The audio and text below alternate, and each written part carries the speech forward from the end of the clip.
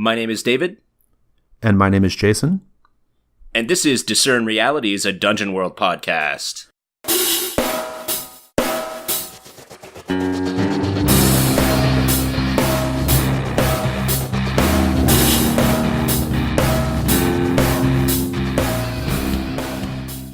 Our first segment is What Happened Here Recently?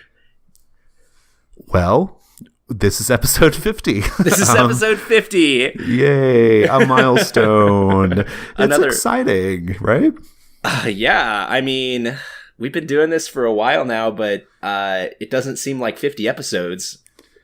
It's interesting. When we started the project, I thought we would do pretty well with keeping up with it because we keep up with things around here. But if I'm being perfectly honest, I kind of thought, we'll get about 15, 20 episodes in and we'll kind of put a bow on it and be happy and that'll be that, right? And also you always have in the back of your mind, gosh, what if life takes over and we just can't keep going with this, right? So I'm really happy. I'm really proud of us for reaching 50 episodes. I don't know. In case you haven't caught on, listeners, we're just going to ruminate about how we have recently reached 50 episodes. But yeah, I always kind of had it in the back of my mind, this is an evergreen topic, but how long can we really talk about it and keep having good content and keep having listenership grow and people enjoying what we're talking about? And I don't think we've put out a bum episode yet. Yeah, I mean, there are a couple that I definitely don't like as much as the rest, but overall, they've been pretty good, and the feedback we get is really, really positive, right? Of all of our shows, and we produce a number of them on the Gauntlet, Discern Realities has the highest listenership, it always has, and then also there's a consistency in the listenership, right?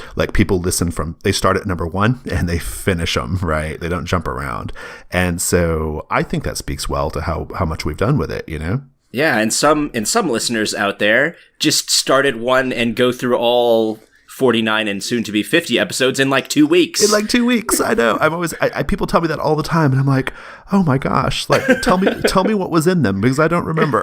Yeah. What did it mean to you? Yeah.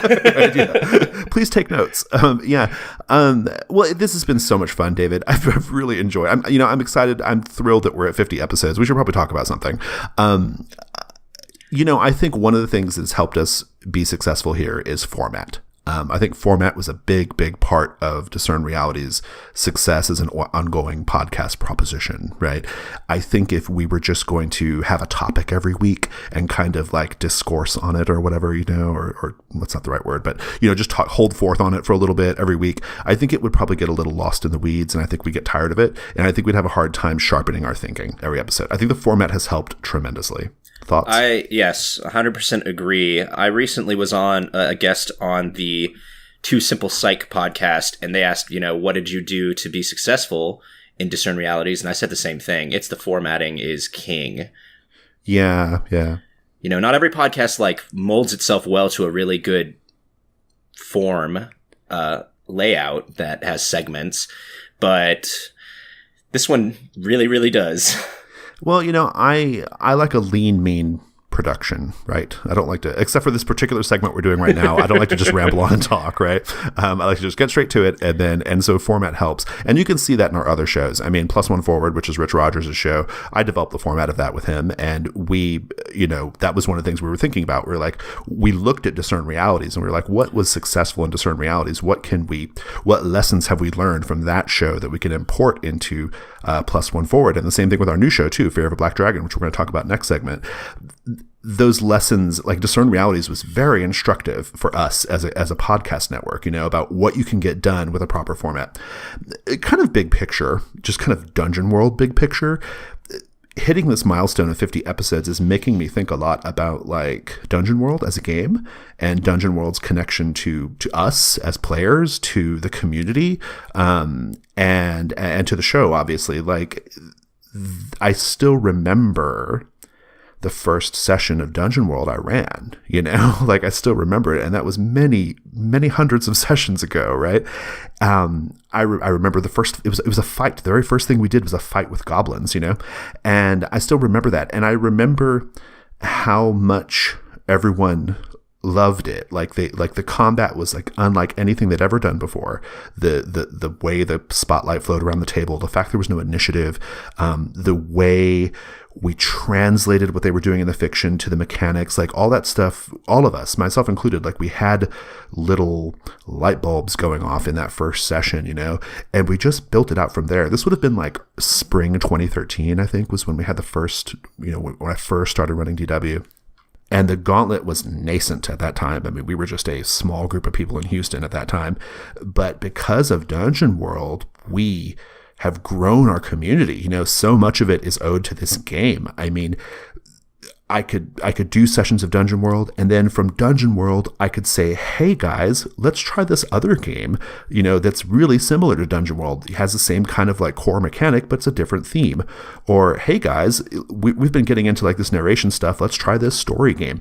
Like, Dungeon World has always been our gateway drug, so to speak, in the Gauntlet, and that goes out to this podcast. I mean, like, and how this podcast has influenced our other podcasts and the way we talk about games as a general matter. Codex. I mean, there's a lot of Dungeon World stuff in Codex, our zine.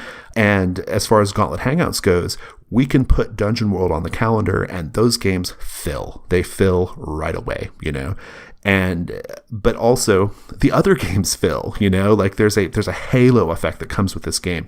And it's been such a delight and a privilege to be able to have this show to talk about it, Absolutely. 100% agree.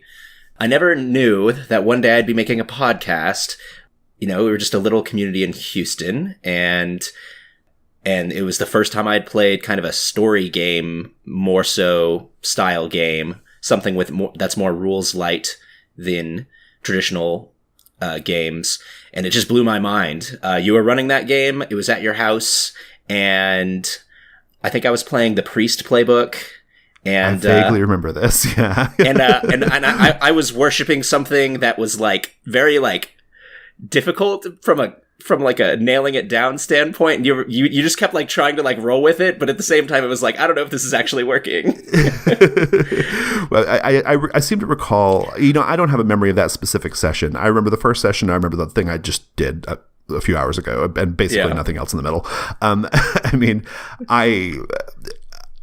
I do remember, though, those early days of you coming to our Gauntlet meetups. I remember those. I remember them really distinctly because, for one thing, I could tell you were excited by it, right? Like I could see when we were playing these games that like you were genuinely excited, and your excitement kind of went beyond like just, oh, I'm having fun playing this game. Like your excitement kind of rolled into a more of a theoretical discussion, right? Like what makes this game tick, And I think that came from like your board game background, because I know you've been doing a lot of board games at that time, and board game theory is, talking about board games is part of the fun of being into board games, and so I liked that. And you had this excitement about just the Gauntlet, community as a community, like as a project, right? And so I feel like I've always had that connection to you specifically, right, in the community, in terms of like, we love this thing, we love this hobby, but how do we like take this love for this game we're playing and this thing we're doing? How do we like extrapolate on that and like do more with it? And this podcast project has been just a really nice outgrowth of that, I think. Absolutely, yeah. Ever since I got involved in the Gauntlet, I just knew it was something special, and I knew playing Dungeon World that the game was special, and it's been such a pleasure to be on the show here with you to share that with other people, the way that we've enjoyed it and the things that we've seen be successful and why we love the game. Listeners, thank you so much for coming on this 50-episode journey with us. Like, it's really cool. We get so much good feedback from you guys and your participation in our contests and other things. The Discerned Realities fan, the Discerned Realities listener, like always gives me life because they are like dedicated listeners, like they've listened to all of them and they have followed along with our own sort of like development and thinking about Dungeon World, and you can see it throughout the community, right? Like the broader Dungeon World community, you can see the tendrils of Discerned Realities and our listenership listenership that kind of like have gotten, into different parts of the bigger Dungeon World fan base. And so super fun. Thanks. This show wouldn't be the same without the listenership that we have and the participation of you all. And we'll talk more about that later here, in a later segment. But until such time, enough of this. We need to get back to our lean, mean format. Yes, I know. Yeah, enough of this rambling blather. Let's move on to our next segment. Our next segment is What Should I Be on the Lookout For? Listeners, from time to time, we will have guests on the show, someone who's going to talk about something that's in progress, being created, content for you that you might enjoy. And today, we don't exactly have a guest. We have our very own Jason Cordova here to talk with us about Fear of a Black Dragon. Jason. Thanks for having me on the show. Is it a dream you've always had? I've always wanted to be on Discerned Realities. I'm a long-time listener, David. Oh, yeah. Thank you so much. We're very, very glad to have you. So tell us about this new podcast. What's it about? So Fear of a Black Dragon is a podcast that we've just launched on our network. It is about old school and OSR modules and setting books, pointedly not systems. So we don't talk about the Black Hack, we don't talk about the White Hack or Lamentations. We talk about adventures, right? The actual like modules and adventures that you can use across all these systems, including Dungeon World and World of Dungeons. It's hosted by myself and Tom McGrenery, and we have a very like sort of, I call it like a holistic approach to the module. Like we deep dive on like every part of the module and we look at it from different perspectives. It's super nerdy. It's really, really like in-depth nerdy. Like we go in on these single adventures, for about, 30 to 40 minutes every time. So, we just recorded the 4th episode, which is exciting. And so far it's been a pretty fun show. Fantastic. I've enjoyed listening to the episodes that have come out. I'm always down for some new content that I might could run in Dungeon World. I think that is a natural tie-in for our listeners here. But I think that we can all agree that format is an important part of a successful podcast. I've heard that. It's a thing. I've heard that. So tell us, what is the format of the show? Okay, so, we love a cute format. So our format it's 3 parts. It's the basic crawl, the expert delve, and then the companion adventures. And of course, if you go back a long way with D&D, like I do, you'll recognize basic, expert, and companion as as references to the original, D&D stuff, right? So, shall I go into each of them? Or? What's the basic crawl and what's the expert delve? So the basic crawl is we take the module. Tom and I, we go through like basically everything that happens in the adventure. So, or if it's a setting book, we haven't done a setting book yet, but in the show, but we plan on it. But we go through everything that's in there. So we talk about big encounters, big set pieces. We talk about the general flow of the story. Like if you're running through this adventure, it's going to go from A to B to C to D, right? We break all that down. We talk about big themes and elements in the dungeon that we want to highlight. So, a big theme in Deathfrost Doom is music, and we talk about some of the music things in it. We kind of break down we break it down from a sort of like A to Z story sort of progression, and then also like a sort of thematic and element, kind of progression as well. So that's the first part of the basic crawl. Within that same segment, we then talk about what we liked about it. Big picture. And then we talk about things that we had questions about. And the way we have that set up is every week when we do the show, it's actually every 2 weeks, but every episode, either Tom or myself is like the expert on that particular one. One of us has run it more, or we've run it at all. And then the other person poses questions to that person about like, based on my read through, I have these thoughts. What was your experience when you ran it? Right. And then there's a segment called the Chain Lightning Round. And the Chain Lightning Round, this is a sub-segment within the first segment. The Chain Lightning Round is just really quick back and forth between Tom and I, things that we liked about the module, like little small details, like little tiny visual things or little encounters, that kind of thing. So that's the basic crawl. The Expert Delve is kind of the more meat of it, we take the module or the adventure or the book and we look at it from a different perspective. So, for example, when we did Scenic Dunsmith, that was the first episode, we used the expert delve to talk about running Scenic Dunsmith in a modern day setting or in another system that could help you facilitate a modern day setting for Scenic Dunsmith as opposed to the standard fantasy setting. For Deathfrost Doom, we talked about several different things. We talked about running it in Deathfrost Doom in a sort of like Star Wars skin called Death Force Doom, as well as we talked about some of the techniques that I use in Dungeon World and World of Dungeons to sort of convey certain aspects of the module, right? Like in a more like narrative focused way. And so basically the expert delve is looking at the module or the adventure in a different way, right? Based off our experiences generally playing games. And then the companion adventures is media, songs, books, movies that we think are particularly inspiring or will get you into the right headspace to run that adventure. Okay, so this sounds like a really fantastic tool for GMs. Is it completely spoilers? So if you are a 100%. player... 100%. Yes, 100% spoilers. I don't care if players listen to these and I then go run it for them. Like, they're still going to have fun. They're still going to enjoy it because I know how to deliver it, right? Which some people won't love, but whatever, you know. No, but so listeners, you can go into that eyes wide open. If you're going to GM it, fantastic tool. If you're going to be a player, it might get you really ready to rock a good session and tell that kind of story. Tell me about this Fear of a Black Dragon. What's the deal with the name? The name is a reference. Well, so the name has a couple of meanings.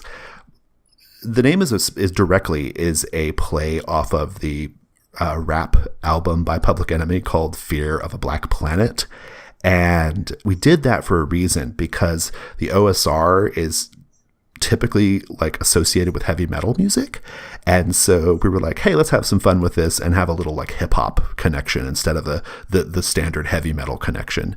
And so we came up with a list of possible names that were kind of like mashups of hip hop songs and D&D related things. And we settled on Fear of a Black Dragon as the one we liked best. And the music also is kind of hip hop inflected and things like that. And we have some ongoing running jokes about like hip hop and D&D. So awesome. Well, is there anything else that you want to let listeners know about the new podcast? The biggest thing is that I had my motivations for putting together Fear of a Black Dragon with Tom were I had a big motivation of wanting to blur the lines between these perceived divisions in the hobby, right? So there are people who, you know, story gamers who look at the OSR and they think, like, why would I want to play D&D? Like, gosh, it's such an archaic old system. I don't want to do that. Like, it just seems like I'm beyond that. I'm doing other things, you know? So I wanted this show to exist as a way of like showing story gamers, hey, look, like the really cool, exciting, interesting shit that's happening in the OSR is about adventures. It's about modules. It's almost like it's like storytelling, right? And to me, that's where like the really great energy is on that side of the hobby. And I wanted to show that, right? And I wanted to show like how you can take those elements and have fun with them in like sort of more like story game or indie game like context. The opposite is true as well. Like I want OSR listeners to, you know, especially in that second segment, I want OSR listeners to be like, oh, okay, like I could see how you could use this thing I love in this other narrative focused system, and these techniques that Jason and Tom have developed and because or have explored because of the other games they play, how I can use those in my OSR games, right? So the idea with the show is to sort of blur that line between those two, what I think two like perceived factions. I think it's all bullshit personally, but anyway, there's a perception out there, right? Right. Yeah, I've noticed that a little bit out there, but I don't care. I love OSR modules, and I'm gonna play them in Dungeon World. I'm the same way. Like, I do not give a shit about like, oh, I'm a story gamer. Oh, I'm an indie gamer. Oh, I'm an OSR gamer. I do not give a fuck. And Fear of a Black Dragon is my love letter to that sentiment. Fantastic. Listeners, go check that out. Let's move on to our next segment. Our next segment is What Here Is Not What It Appears to Be. So we're going to talk about alignment. And my opening move here in this conversation about alignment, David, is I don't give a shit about alignment in Dungeon World, okay? I do not give a fuck about it. It does not affect my game negatively or positively. I'm utterly, completely, entirely indifferent to alignment, so I'm not even sure why I'm having this conversation. Having said that, I'm open to the idea that changing alignment or working with alignment can make it a more satisfying part of one's game. But at the outset, I'm just going to throw out there that I don't think it adds much in either direction in my games. What are your thoughts on that? I would say that many alignment statements are just happenstance. Like, if your character is doing the adventure, most of them, you're going to hit your alignment statement. So from that perspective, is it adding anything to the game beyond another opportunity to gain XP? Not really, but there are a few alignment statements that are particularly difficult, and I've seen them wreck games, and I've seen them make games when players are really driving to hit them. Yeah, that's good. And we should hit on that in a minute here. I'd like to just say, like, at the outset, I think it's worth acknowledging this sort of the reason why alignment has such a bad rap, right? Alignment in Dungeon World, right? I think there are a few reasons for it, and they're worth acknowledging. The main one to me is kind of like you've just described. They don't really do much to drive the fiction. It's almost always accidental when people hit them. I think we can all agree it's a fairly passive thing. Like, it just doesn't really, it's not something you can really aim toward. Biggest thing, though, is probably that it's a holdover from D&D, right? Like, it's a holdover from D&D, and like so many things that are holdovers from D&D in Dungeon World, you begin to question their existence. You begin to question, why is this here? If it's just here to be a familiar thing, is that enough, right? And in fact, to be fair to D&D, alignment does more in D&D than it does in Dungeon World. Right, yeah, that's 100% true. Kind of getting to what you were saying about like particularly difficult alignment statements, like that can kind of fuck with your game a little bit, the ones that are really not great or they're confusingly written. Many of them are just kind of, I don't know if unbalanced is the right word, but we've all been in that situation where we're doing that part of the end of session move, and there's the wizard who always gets theirs because it's discover something about a magical mystery. And that's like the easiest alignment statement, right? And then you have others, which are like, destroy a symbol of civilization, right? Or, you know, you have these other ones that are like not as easy to get. And so there's always this moment of like, the alignment XP haves and the have-nots, right? Like at the end of the session.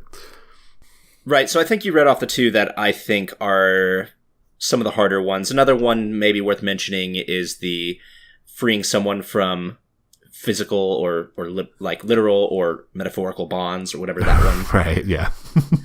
It's like, how often does that happen? Well, unless your DM is just like, there's something in chains. Like, right. How often is that happening? Metaphorically. Yeah. Something is in metaphorical chain. Yeah, that one is tricky. Yeah. But yeah, let's take these one at a time. Like, destroy a symbol of civilization or destroy a symbol of the civilized world. I think those are both some alignment statements that players have probably seen. And what does that mean when you're going through a dungeon? Or like, how are you ever going to hit that alignment statement? Certainly, how are you going to hit it consistently? Yeah, and I think the reason why this is a problematic alignment statement is it is one, unlike the others, it's one that actually requires you to have a really good proactive approach to your character's values, right? And that is not always easy to do in the context of a dungeon crawl, especially, like you said. But even in a game that's kind of focused on like high adventure, it's difficult to be the character who wants to tear shit down, right? Like, it's difficult to be that character in Dungeon World, you know, in a high fantasy context, you know? Yeah, like the other one that we talked about, it's similarly positioned. Upset a relationship to see what happens. Oh, the Scion one. Yeah. Yeah, that's you screwing stuff up again. Like, how, like, are you being a good party member if you do these things? Well, we should unpack that one since you brought it up, because I don't think we mentioned it earlier today. The Scion playbook, which is which I don't remember where it came from, to be honest, but it's something. It's one of the sort of extra playbooks that the community has made that's kind of taken on a life of its own. A lot of people use it, and it has that one upset a relationship to see what happens or something like that. Right. Because generally, you know, we're all in this together, working to a common purpose. That's kind of the premise of a dungeon crawl. Well, and that one in particular, that was, you know, going back to games we've played together, I remember distinctly that Scion alignment of Disrupt a Relationship. That's one that you and I have seen like be really bad at the table, right? Like, right, and it was clearly an XP grab, yeah. It was just a total XP grab, and so he just turns into this jerk for purposes of grabbing an XP, and it didn't feel right, you know. Right. So, but we've seen both sides of that coin, because we've also recently seen somebody use this to great effect, playing the Scion. Yeah. Well, and sticking with that example, Garrett, who we play a lot with now, he's playing a Scion right now, and he used that alignment statement, disrupt a relationship. I think he interpreted it properly, right? Like, which is he used his knowledge of future events, his psi knowledge, his knowledge of like the inner heart.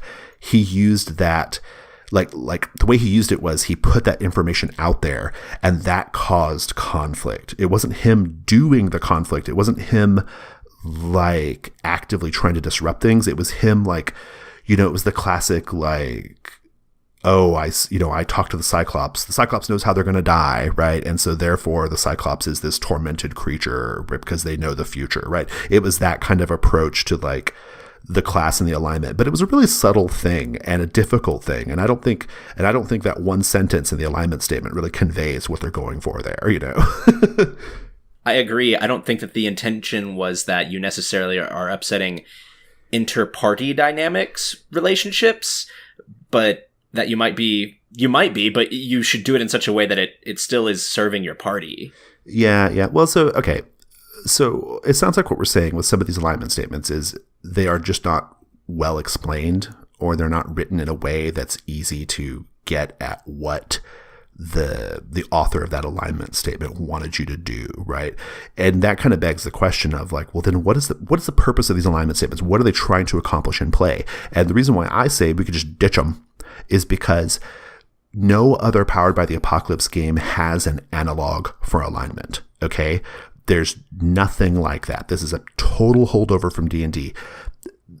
Other Powered by the Apocalypse games and Dungeon World, the moves drive the play, right? The moves are what tell us how the characters are going to behave and what you're interested in doing. But alignment statement in Dungeon World, it's this other thing, right? That's like, here's this other thing that tells you how you want to play, right? And so it's not a good fit. But also, that's also why you can ditch it, right? Now, right. I know you've been looking at other ways of like maybe, you know, ditching it but replacing it with something else, right? I agree. You can play the game without it, but I still like the idea of having something that is pushing your character to behave a certain way, because that's kind of a fantasy trope, and even if it might shift, like there's generally like these themes of like bigger things like good and evil and chaos that are a part of fantasy, but I don't think that alignments do it super great, and I would suggest the alternative, something that's developed in the Inverse world by Jacob Randolph and Brandon Schmelz, that is called Drives. Yeah, Drives. I want to go back real quickly. We'll get to Drives in a sec. I want to go back real quickly to what you said about the alignment fulfilling like a genre purpose. You didn't quite say that, but that's what you were getting at. Like this idea of we want something that pushes us to explore these genre conventions of chaos and law, right? And all that kind of stuff. That's super interesting because I actually think that to some degree bonds, but really flags, which is what we use. I think that even though there's no analog to those in other PBTA games, not really, I still think those serve a really great purpose in Dungeon World because they help you explore the genre convention of party dynamics, right? That aspect of play is pretty unique to fantasy dungeon crawling, right? This idea of a group of people who are in this confined space who have to get along and they're on a mission, right? It's definitely more of like a fantasy dungeon crawl genre thing than anything else. And so in that sense, the flags serve the purpose of like helping explore those party dynamics. And so they do kind of serve a function outside of what the moves can do, you know? And so it's interesting that you have this proposition of like alignment, or in this case, drives, being a way of exploring this other genre convention of like chaos and law, you know, and like, and big picture fantasy sort of like notions of heroism and morality and all that stuff, right? Right, yeah, and I agree. Flags definitely, they really do make your party play together in a certain way that makes them feel like a cohesive unit, and it's a fantasy trope that whenever you see a fully formed narrative about people on an adventure, they have these dynamics. So flags get you to that. Yeah, we love Gimli and Legolas in the Lord of the Rings movies because of their dynamic with one another, right? Like, not I mean, you could write a flag for each of them. Yeah, play a game where you try and kill more enemies than I do. That's a flag, right? Yeah, exactly. Yeah. Gimli and Legolas. So drives. Let's go to drives. I mean, I'm open to the idea that we can have something better that actually does something. In Inverse World, they introduced this idea of drives, and they are things like, it's what's motivating you to go on this adventure, or what motivates you in life. What would really make you do something? Something like acceptance and recognition, or ambition and power.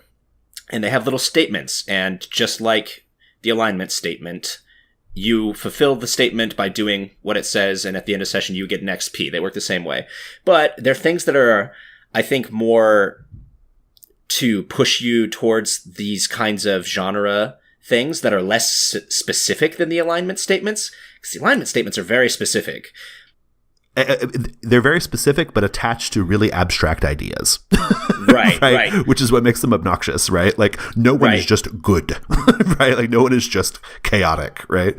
Right. And these drives are taking a more broad approach to it, so you can do this a lot easier. Like this, if you're doing the one that's ambition and power, endanger others for your own gain. That's the statement. Like, you can do that in a variety of circumstances.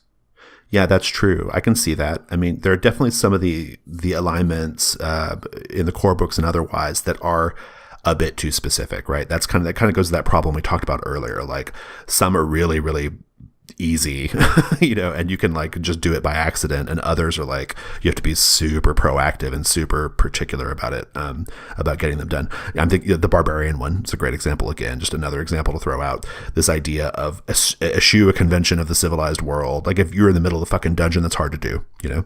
But yeah, sorry, sure, that's can an be. aversion. Yeah. No, I get that. I get what you're saying there for sure. That's interesting. Have you used these yet? Like, have you used these in play? I haven't used the drives in play yet. I am ramping up to potentially run a longer Inverse World campaign. So it's on my mind, and I'm thinking about it, but I haven't used them yet. Have you used them? I have had them. I have allowed playbooks that have a drive instead of alignment, and I found them. It's happened infrequently, so I can't really say with too much authority here, like how I thought they went, but they kind of just felt like alignment to me. Although I do remember the players distinctly saying, you know, I like this better. You know, I like it. What I think a lot of people like have trouble with on the alignments, and this is another reason why people are kind of not so in love with them, is they're little. They kind of characterize your character in a way that's very rigid, right? Like how many characters are just evil, you know, like, or just good? Like, it suggests that like people have like monolithic behaviors and personalities, right? Like, that there's no room for subtlety or nuance or degrees of evil or degrees of goodness, you know. But characters are complex, right? And so I think a lot of people just are put off by this idea of my character is good, my character is evil, you know. Right. Yeah, and that can be problematic and kind of not interesting for a main character. Yeah, and so when I've talked to players who have used these playbooks that have drives, one of the things they say they like about it is I didn't feel like I was being out of character when I did X, you know, because my character's not necessarily, quote, good, right, or evil. And so that's part of it. And then also, in addition to just like the fact that drives do give you something to play toward, right? I mean, I think the alignment statements kind of do that too, but just in a kind of sloppy way. Yeah, they're just a little too narrow to be entirely useful all the time.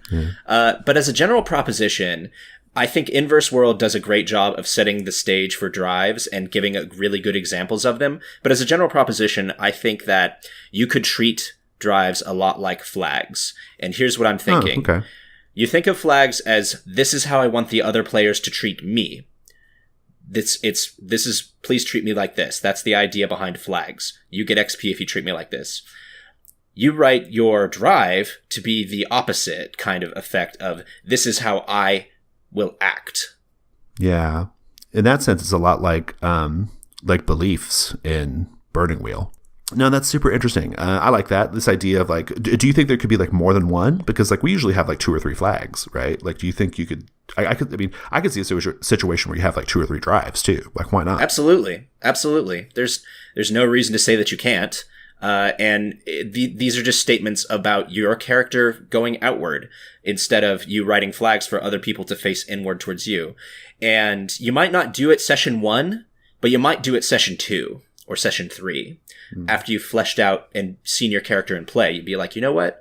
This guy really seems to be driven by defiance or something like that. Well, and one other nice thing is in our games, the players like freely change their flags, right? Like if they have a flag that's not hitting, like they're just not into it, you know, they've had a session or 2 and they're like, I'm not really into this one. Let's change it. And it's no big deal. People feel a lot more uncomfortable changing their alignment willy-nilly, you know? Right. Because it feels like you're changing something fundamental about your character, you know? Yeah. With the drives, the Inverse World book even says like, if you haven't hit it this session, that's a good time to think about changing it. Yeah, that's good. In that sense, yeah, that ease of like changing them and giving yourself space to be flexible and open to ideas about your character. I think just if nothing else, that makes them superior to alignment. you know? So. Yeah. But I really think that's all I had to say about alignments and drives. Anything else? I still go back to, I think you could ditch them completely, and it's going to be, trust me, you could not have that at all in the game. Like Dungeon World 2.0, just you could get rid of it, and it'd be no big deal. But I do like this idea of belief type things, the drives, these things that like give you a sort of like a motivation to be a certain way that isn't so rigid as the ones like the alignments in the core books. So yeah, so I haven't played with it in play yet, but I plan to in the near future, and I will report back after I do. Yeah, and if you guys have been doing drives for a while, let us know how it goes. We'd love to know how it went for you. Absolutely. Let's move on to our next segment. Our next segment is What Here is Useful or Valuable to Me? So, Jason, I think we have a couple things that we wanted to talk about in this section. I created a special magical item that is inspired by our 50th episode. To commemorate episode 50. Commemorate episode 50. And then I think we wanted to talk about the Discerned Realities Annual that will be hitting your PDF bookshelf right around the time this episode's coming out. A little bit after, but yeah, I think September 5th is the day when it comes out. So, but yeah, tell us about your Discerned Realities inspired magic item. So this is the Elixir of Reality Discerned. That's good. Good title. Yeah, I thought so. And here's what it is and the move associated with it. Contained in this vial is a dark substance that absorbs all light. It is the essence of perception and observation, substantiated to a physical liquid. If you down the vial, roll plus con. On a 10+, your eyes open wide to the reality of the situation around you. Ask all 6 questions from the Discern Realities list, receiving a +1 forward for following up on the answers. On a 7 and 9, ask 3, with a +1 forward for following up on the answers. And on a miss, you will see the truth of things. The GM will tell you what, and may make a hard move. Turns out, ignorance is bliss. Well, so I have a question about the miss. What does that mean? Like, does it mean like the GM will tell you like some bad thing that you weren't wanting to know, or is that's kind of the implication there, right? that's the implication. But, depending on the situation, the GM could spin that a lot of different ways. You could learn something about your companions that maybe you didn't want to know. You could learn something about yourself that maybe you didn't want to know. And then the GM could just make any old hard move that they want to. Following up on that or whatever. Or playing with the idea that they just rolled plus con. So this might make them very, very wrong inside their body. Cool. Yeah, it's powerful. Especially if you get the 10+ result, right? That's cool.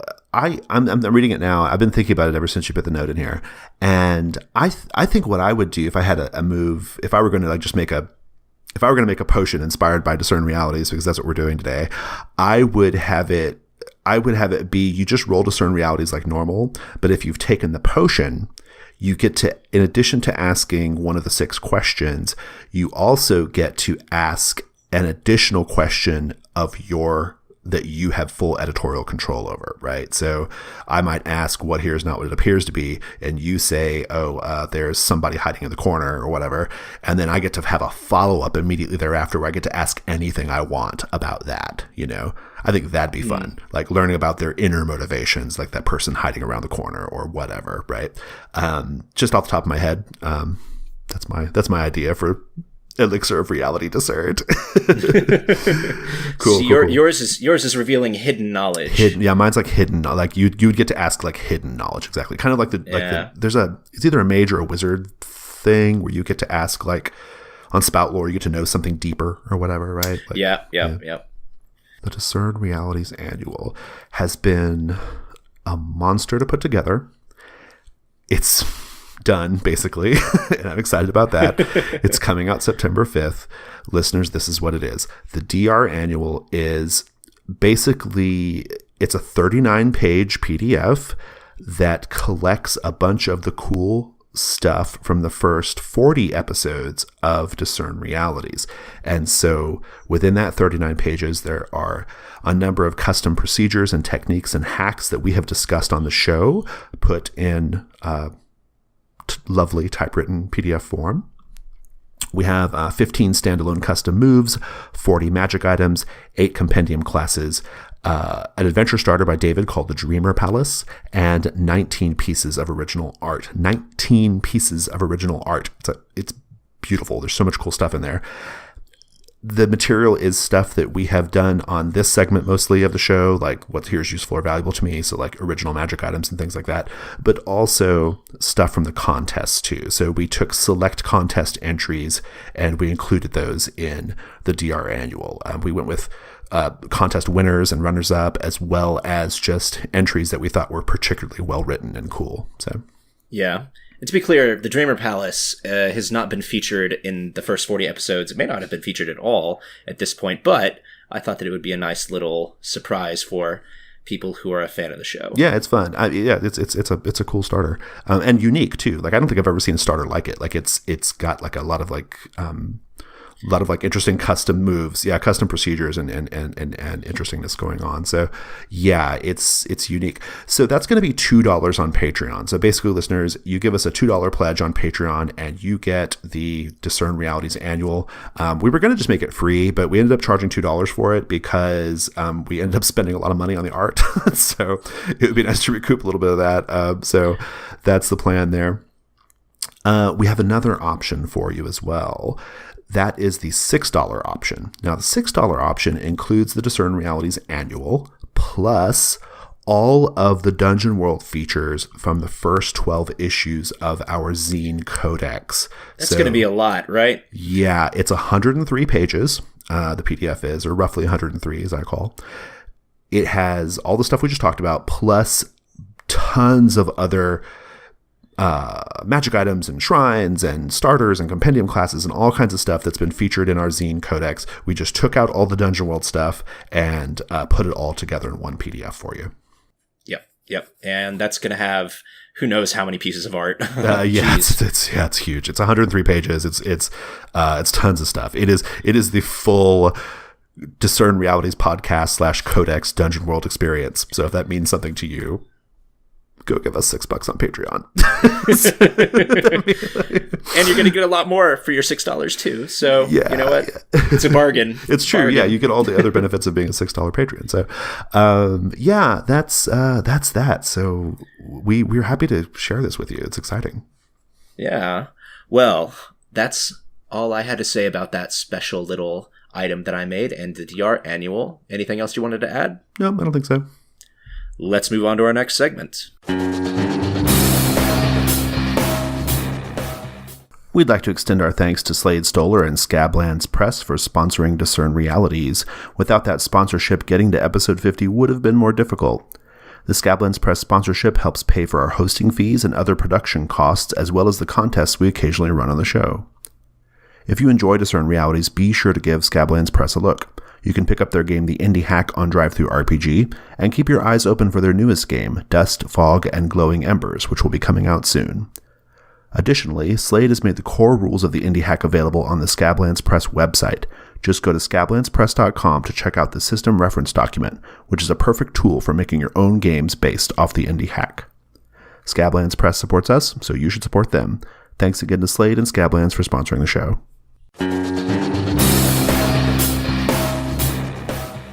Our next segment is What is About to Happen.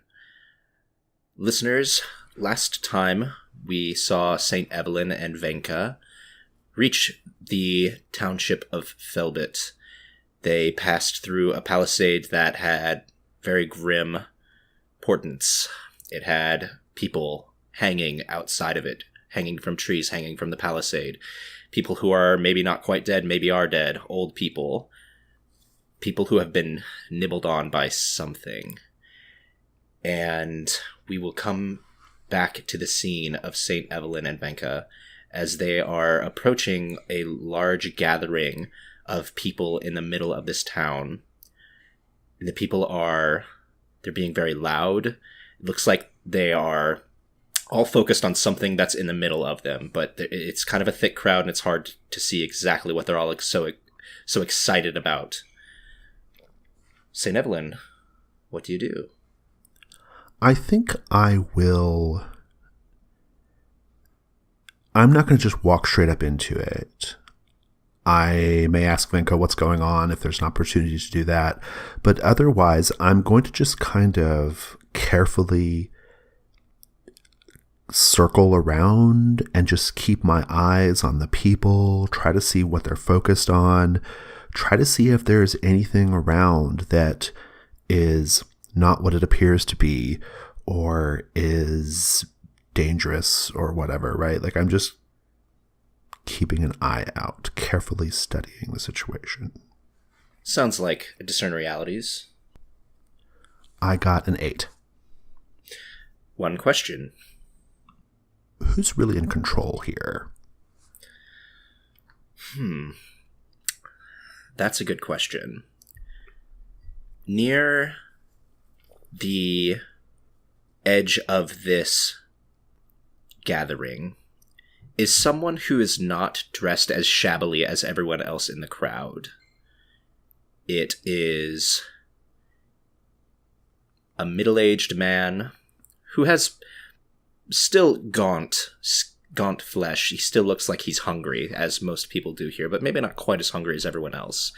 And he is in sackcloth robes and appears to be some manner of the clergy. You might know more about that, since you are a member of the clergy, or at least you used to be. Or is he wearing any kind of holy symbols or anything like that? Oddly enough, no. He is very, very bare. He has just a rope tied around his waist to hold this sackcloth robe to him. That may be revealing on its own, though, right? Like, if he has no symbols or anything, is it possible that I might know something about this? You might. Would you like to spout lore? Yeah, I think so. 10. Something interesting and something useful. So, what's interesting is you know the order that he is from. It is an order that is adjacent to your ideology. It is a minimalist kind of worship that the things that you own you, so owning less things is more. It is more what the first man and the first woman did. They owned less. The useful thing is that you can probably get him to be an ally of yours if you play your cards right, knowing that what you know about him.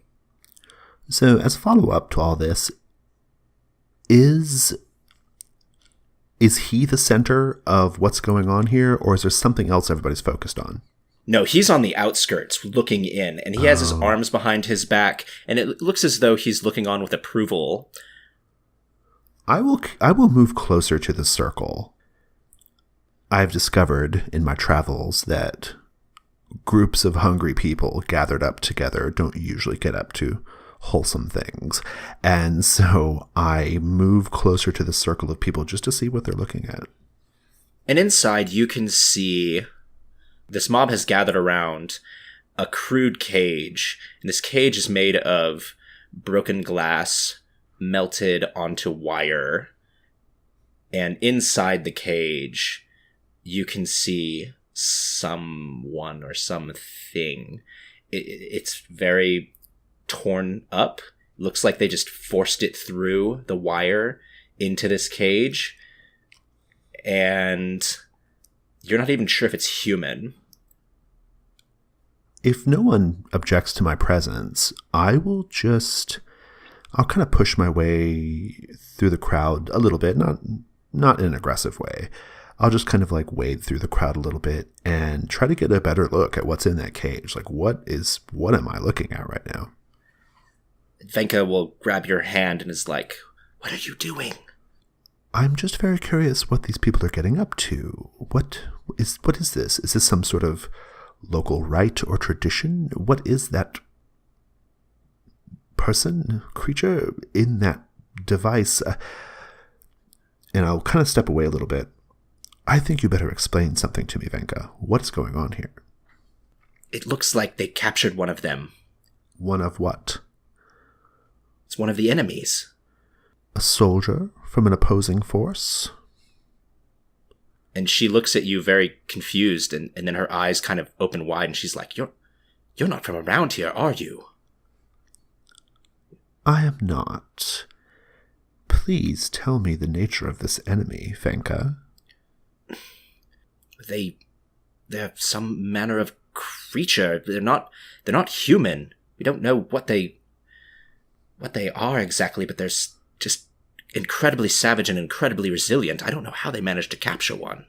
And once they put this creature in that device, that cage, what do they do? I don't know. This looks new. This wasn't here before. I think I should pray about this. And I will, keeping my eye on that sort of stoic Spartan lifestyle priest, I'll kind of like go away from the group a little bit, and I'll get on my hands and knees, and I'll pray to my deities to find out what I should do here. So what is it like when you converse with your god? Is it just like talking, or what does it mean for Saint Evelyn to pray?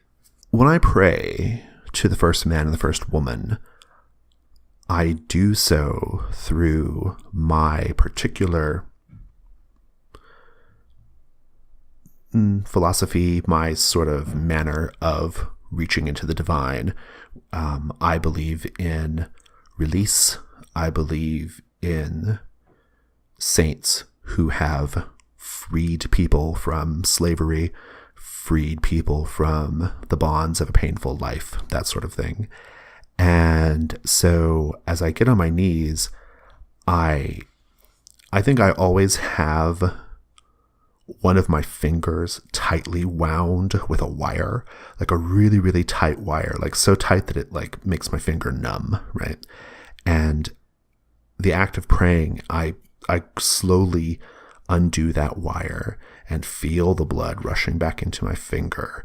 And in that moment of like feeling my blood rushing back into my finger, feeling my finger being freed from this constraint, I reach into the divine. I reach into I extend my consciousness to the gods in the manner that reflects how I worship.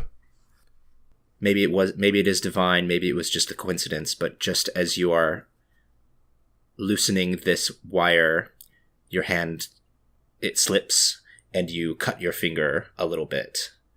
And then you hear from the crowd a chanting and a creaking metallic noise of them tightening these wires down on the creature.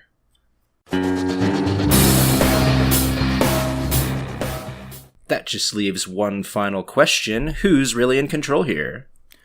As we have said at length on this episode, we are a production of The Gauntlet. We can be found on our G Plus community. Just go to G Plus, the community section, search for The Gauntlet. You will find us there. We have a website, gauntlet-rpg.com. We're on Twitter at GauntletRPG. And if you like us and you want to support us and you want to get copies of the Discerned Realities Annual, go to patreon.com/gauntlet. Awesome. Thanks, Jason. Thanks, David. Thanks, listeners. That's our show.